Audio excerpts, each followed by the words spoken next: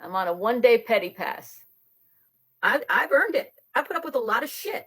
And believe me, like they threatened me last night. This person who was on TikTok with me, who was signed I believe signed an NDA. I asked her on the live, did you sign an NDA? She didn't answer that question. And a non-disclosure agreement with that night. Was desperate to get their attention at night. Hong and Nick, why, I don't know. But doesn't have a channel. I wanted to be part of the team. And what do they call that? A pick me person or something? Like pick me, wanted to be relevant. And now, wait a second. I was on TikTok when Julie was on TikTok, and we have, in the course of a year, 20 texts between us, if that, in over the course of a year. I mean, if you have a best buddy, right? Jason, F out of here. I always think of that. Fuck out of here. Jason, I'm here to be petty.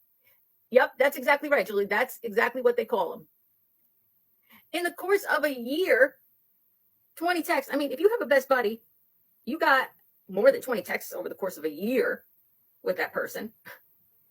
But I got it. I'll just show it today. I'll show it today. You know why? Because I could be petty. And I have a channel and you don't. See, that's the difference. Let's be petty today. Okay? Because you know what? I feel like I have earned it, frankly, with all the shit I've had to put up with. Right? Shit about me. But don't say what it is, right? And I'm not saying this person. And I was on TikTok when Julie was on TikTok, and we have, in the course of a year, 20 texts between us, if that, in over the course of a year. I'll show it today.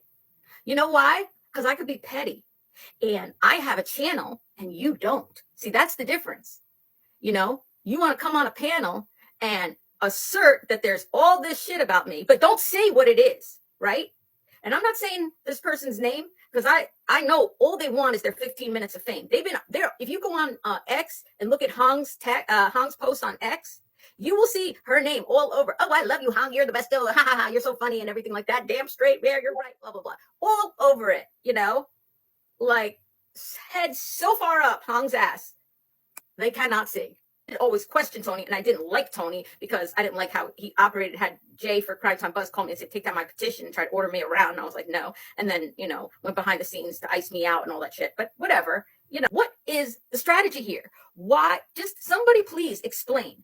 Why be in a courtroom in Pennsylvania suing YouTubers when you say your goal is to find Sebastian, bring him home, justice for Sebastian? Because you're not going to find him. He's not in that courtroom. The people you're suing don't know where he is. And I don't get it. And I'm like, if I don't get it, I know there's other people out here who don't get it, right? There's other people going, yeah, what is the strategy? Like, wait, how is this going to help? Like maybe save that for like later after you find out what happened to Sebastian. That should be your focus, right? Not Granny's watching and barbecue lady in Pennsylvania. Whether your kids are neurotypical or autistic, any parent would be like, the fuck you are using my kids in this. The fuck you are using me in some lawsuit to help you, Tony Mathis. That's the last thing I'm going to do. You'll need to figure out who is Rags Talk. And I got a number about it. All right. There's questions, and I'm allowed to ask questions. But here's the thing. During that live, Michelle writes in, Rags Talk, I could have Rags Talk call you. And I was like, well, have her text me because I don't, I'm not going to answer the phone for people I don't know. And she did. So she had somebody who either is in fact Rags Talk or a phone number. I have the number. I have it. It said, this is Rags Talk. I never called it. But I'm available if you would like to talk, right? But here's my question. Why the fuck does Michelle Leigh, who works for Tony, so therefore if Michelle Leigh has Rags Talk's number, why does Tony have Rags Talk's number? Why would Tony and Michelle have the phone number of a woman whose her boyfriend is in the sheriff's department, who was for months talking shit about Seth and Tony? Why the hell would they have her number? It's a mystery. It's a little curious. Hold on a second. Why the fuck does Tony and Michelle have Rags Talk's number? Because I mean, I think Tony was going over to barbecue ladies chats and stuff like that back then. I don't know what he was doing over there, but some people have said he was, goofing around with them. So that's why they came in my chat. It was over Rags Talk. So I still need to figure out who is Rags Talk. And I got a number, so I can try to find out who it is. But more importantly, why the hell does Tony and Michelle Leigh, who works with Tony, have her number and is in communicate? I could call her on a dime and have her call and text my phone during my live. That's how quickly they could communicate. Okay?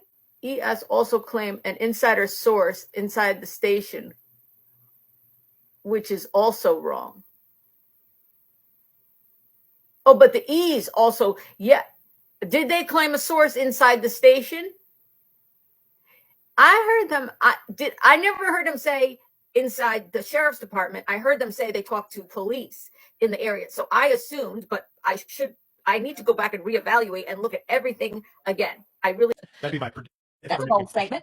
And that's just because I think that, I mean, it's just a prediction, so who knows, right? But just the way the momentum's been going, the boldness of Sumner County in some ways, they have been more close, holding their cards close to the vest in the past. But they, now in response on letters, are openly saying it's a criminal investigation to the citizens where they wouldn't do that before. They came out and had a comment about that video. They're talking a little more. Just the way the crowd feed are acting. I just think I have been predicting for months. And, if you get a prediction right, you get it right. And if you don't, it doesn't matter really. I have kind of thought that we would be court reporters by the summer. That's kind of been the prediction I've been making. And the Sumner County so far has had a thing for dates. On the 6-month anniversary, they did the reward announcement for the FBI, even though they knew about it several days earlier. They wanted to meet with Seth on Sebastian's birthday. And again, that kind of controlled the narrative a little bit for Sumner County, because Seth came out right away after that meeting and was like, he was back on board with Sumner at that point, where they had kind of an icy, or at least a distant kind of relationship for half a year almost. Right.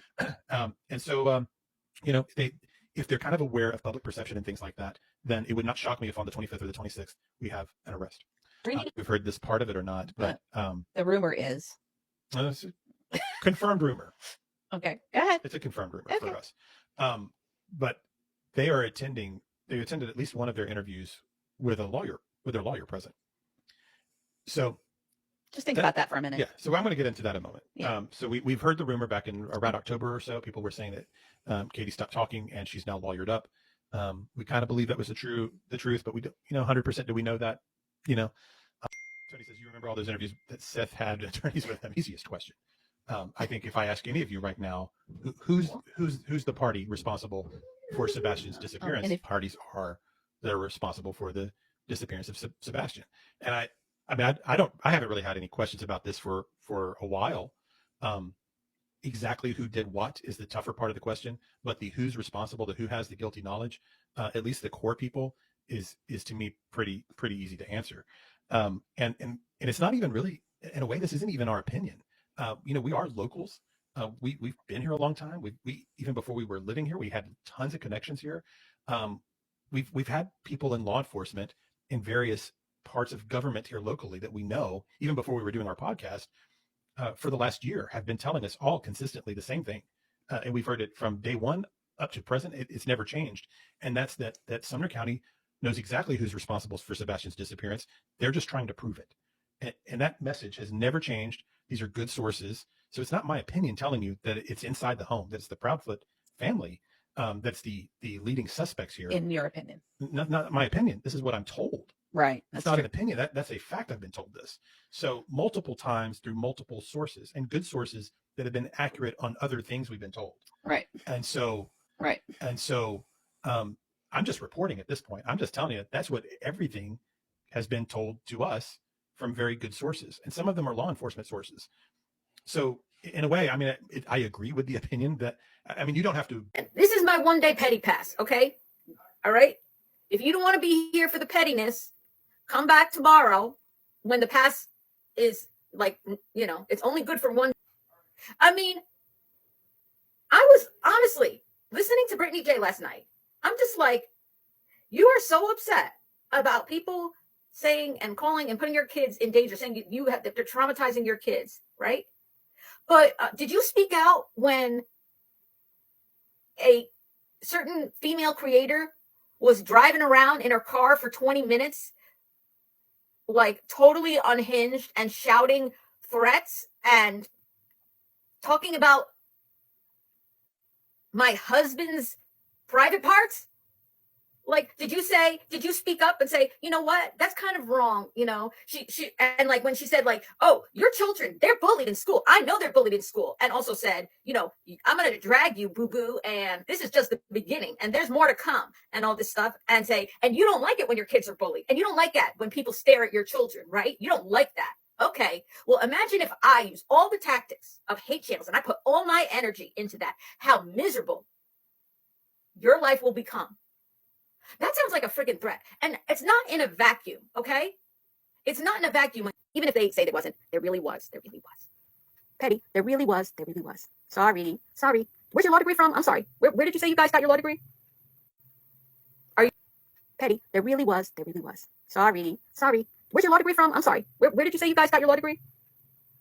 Are you police? I'm on a 1-day petty pass. All of them. Let me be petty about the green team.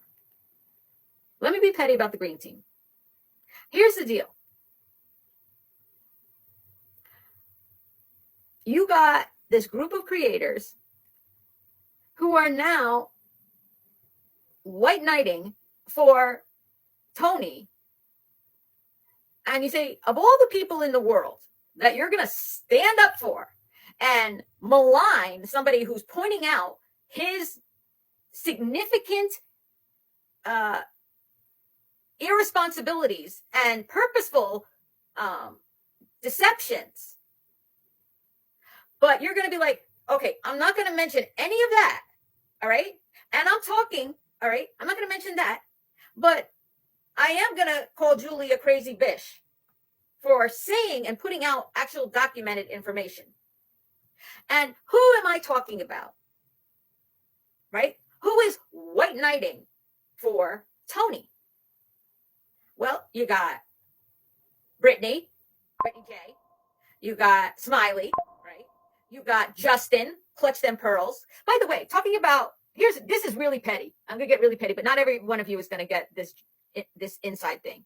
You're not inside, but like if any of you watched The Handmaid's Tale or read the book about the E's,